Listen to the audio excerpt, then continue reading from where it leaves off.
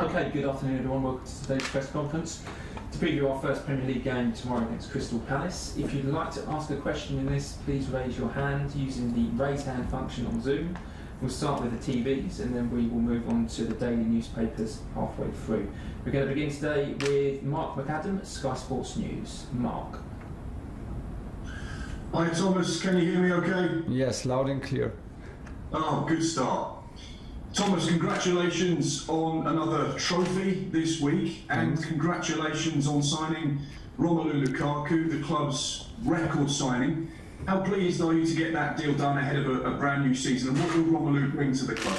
Well, we're very happy to have Romelu back in the club, and in addition to our squad, we think in terms of personality, speed, power, he can be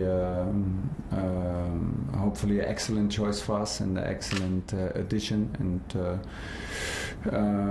he has the power, he has the physique to help us. He has the experience, the personality to have a huge impact into our squad. He is at the same time a humble guy and a team player, a true team player, and he cares about Chelsea.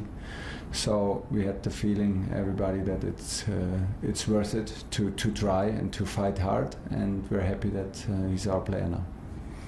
Have you had the chance to speak with Romelu in detail about what he'd like to achieve? Because when he came back in 2011, he didn't quite get the opportunities he would have perhaps liked, but now he's got an exciting challenge ahead of him. He must be really hungry coming into Chelsea for a second time. Yes, he was super hungry. He did everything to take this little chance to make it happen, because also he had a huge impact in the last club at Inter. Of course, he was a huge player with all the responsibility on his shoulder and with a big title for Inter in the last season. So it was actually very important to us that is his desire to rejoin Chelsea and to finish his project and his story at Chelsea in the way that he wants it for himself. That was very important, because we have a strong group that is defined with a strong bond and with a certain attitude to be ready to help each other out and to support each other.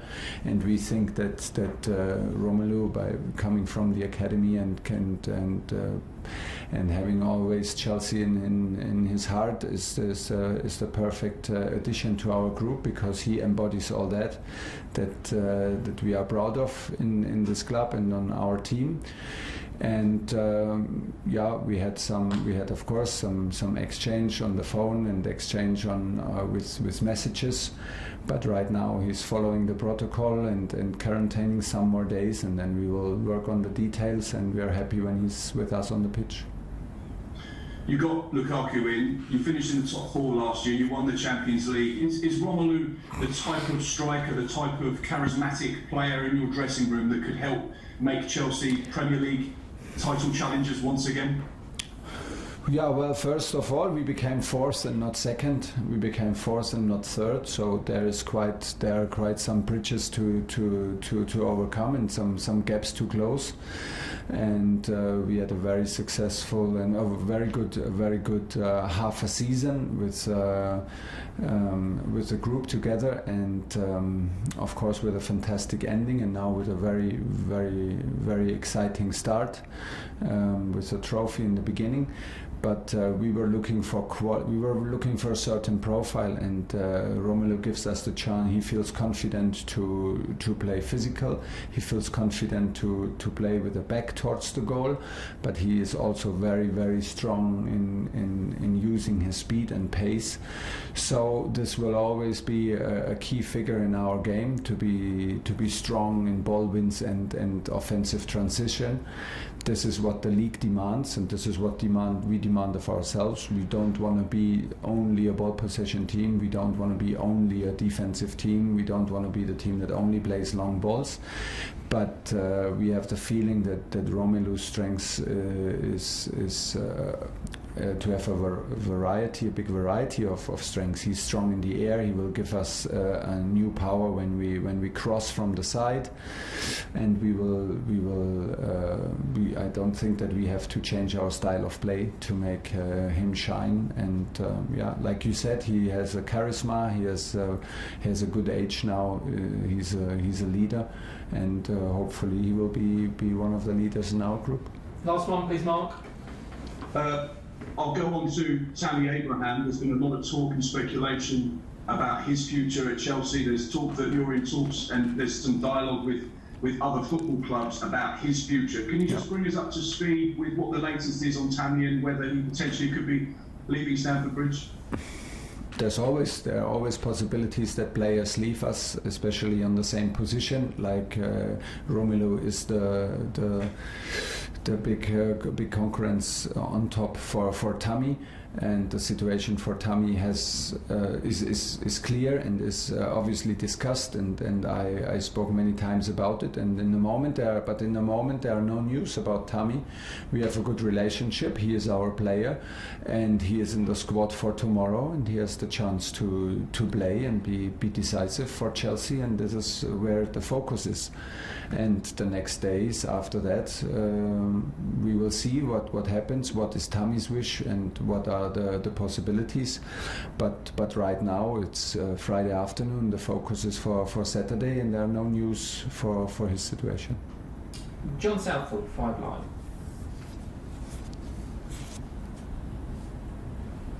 We cannot hear you. Still can't hear you, John. Can you hear me now? Yeah, now we can hear you. That's good. It's got a new season, same problems. You were talking about the gap from last season when you finished 4th. Yeah. A lot of people are making you favourites to win the title this season. Is that right? Does that surprise you? Yeah, that surprised me because everybody who can read saw that we became 4th, and we needed some help on the last match day from our rivals to arrive on 4th place and to make it in the end a successful season.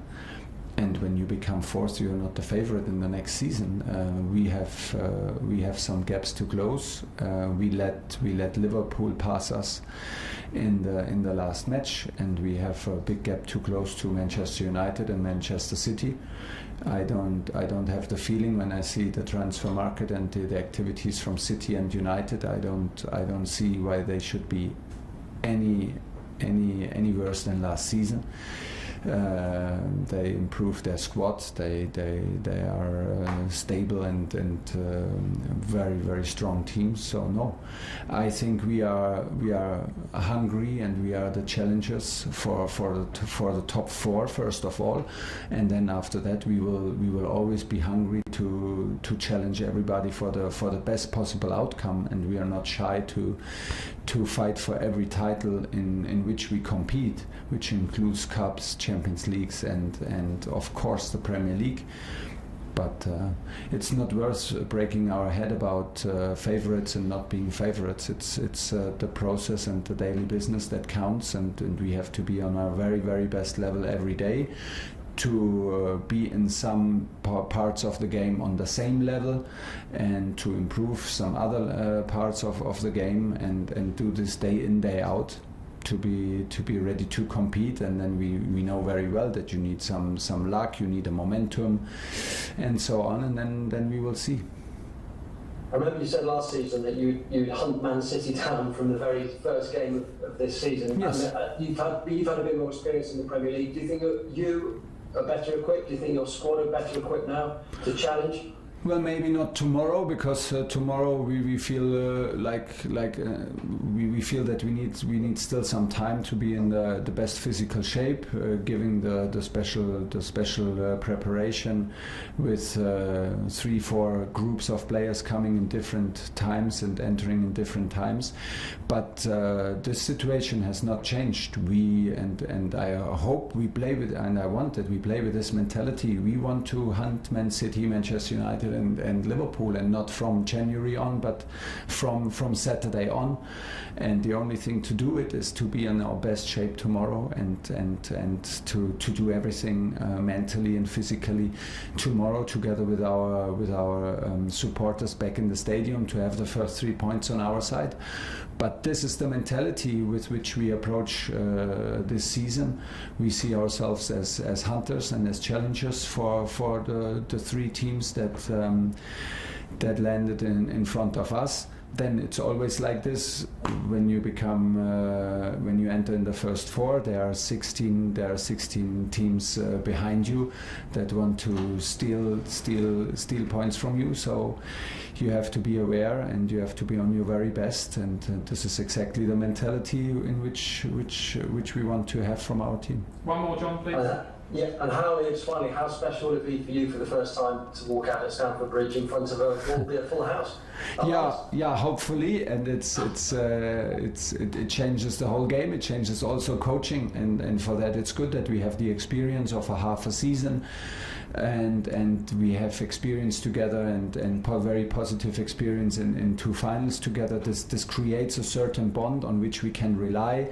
We are very, very happy with the attitude and of the group and the mentality of the group, and hopefully we can show this energy, because I truly believe that this is the energy that spectators want to see all over the world. That's why you go into the stadium. You don't go only into the stadium because you're for a victory. You go to feel your team, to feel a bond, to feel that there's a special energy and there's a certain attitude with which you can define yourself. And this is on us to produce this every single match, and of course at Stamford Bridge, and then it should be like a give and take, and then we need the spectators to be on their best level also, and then hopefully to have them on their side, and to have them with this enthusiasm that they can produce, and then it should be a hard one to play against us, and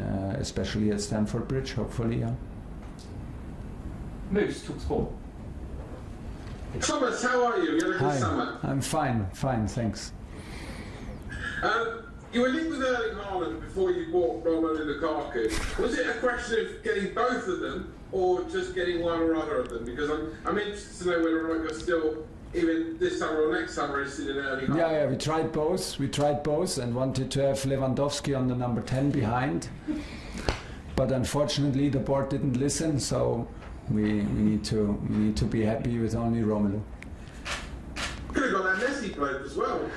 Yeah, we missed a lot of opportunities out there on the transfer market. That's why you find me very upset, and we don't know how we should continue. No, honestly, we had a certain profile, and like I said, we are very happy with the attitude and the mentality of the group, and we want to protect it. It's not a given that the group works like this group, and this is a very precious thing, and this can be decisive in football, and in my opinion it is decisive, and we are careful with this group, and we want to protect it. So it was not about like bringing the most possible amount of players into this group. It's about, we have to be sure that the player is, of course, good enough, talented enough, that it's in the right state of mind, that he has also something to give from his personality that improves us.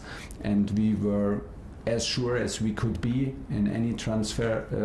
There are like always issues and doubts, but we could be very, very sure with Romelu, because he knows the club and he knows what Chelsea is all about, and so we're happy that it's like this. You say you're hunters and you're challengers this season, in your words.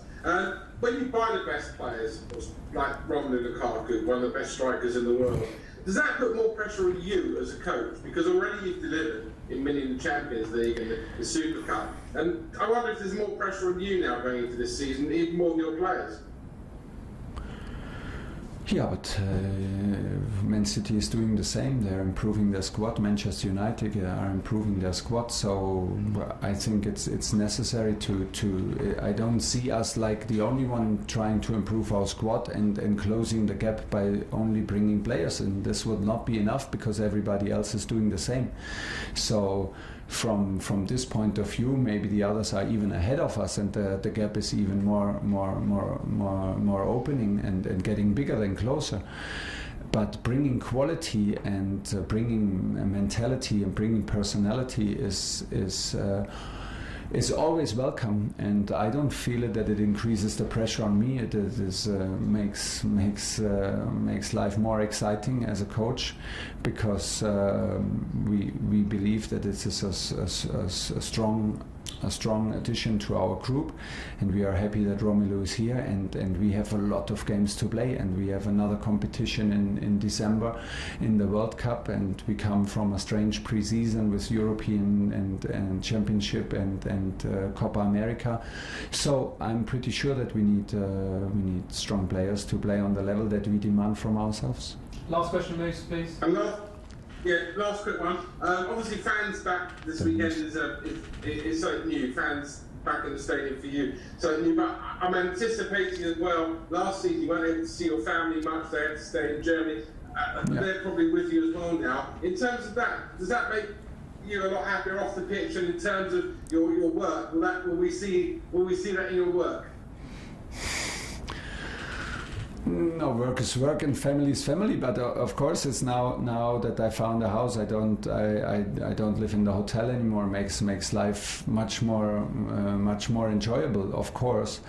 But I hope that the last half a year was not like that. That anybody found a manager being impatient or like being in a bad mood because he could not see his family. It was like the circumstances were like this, and everybody had to adapt. And this is what I demanded from myself, that I adapt, like I demanded from my players. Like you say, I'm super happy that we have spectators back in the stadium. It makes things easier on one side, because I'm very, very sure everybody is happy to push, and we can create with our style of play and with the energy a certain atmosphere where it can become very, very difficult to play against us. At the same time, things get more difficult, like to coach, to have precise coaching signals or whatever, or speak with the players at the sideline. They can simply not hear you anymore. So yeah, but we are excited, and I am very excited, and from tomorrow we start the season. Last question in this section, Olivia at PLP. Hi Thomas. Hi. We haven't spoken about team news. Obviously, playing 120 minutes in the Super Cup was not ideal ahead of the game tomorrow. Can you just give us an update on Hakim Ziyech and any other players that will miss out tomorrow? Hakim will miss the game tomorrow for sure because of his injury. The decision is made. It will be treated conservatively. There's now, in the moment, the situation is like this, that we don't need a surgery, which is very, very good news for this kind of problems. And we hope that it continues like this, and he can be back on the pitch within the next 2 weeks. So we hope this. We cannot promise, but this is what we actually hope for in the moment. We have some issues with N'Golo Kante. We need to sort it out from the game, from the final. It's like you said. I mean, physically, it was the worst thing that could happen to us in the status that we are like right now physically. To play 120 minutes mentally and psychologically, it was the best thing, because to win in a penalties gives you an enormous boost, and this is a huge boost of positive energy and positive feelings. So yeah, for tomorrow we have to be careful. The decisions are not made yet. Who starts? Whom do we push maybe over the line? The recommendation for some is like do some 60, 70 minutes. whom do we push over this line to do another 90 again. It's hard to predict the physical demands from tomorrow's game, and the decisions are not made yet. We will take our time, we will talk to players, to the physical department, and do the latest decisions tomorrow morning. We have one more night to sleep. This is maybe the biggest and the most important thing now, to find good sleep, to eat good, drink good, and overcome some difficult moments tomorrow, also physically. And this is maybe the last message. Will it be tough tomorrow? Will we be tired? Yes, of course. Is it too close? Is it a close match to the final? It's all there. All the reasons are there, but it's our demand to ourselves to overcome these obstacles and not complain about them. We want to be in the best shape possible for tomorrow's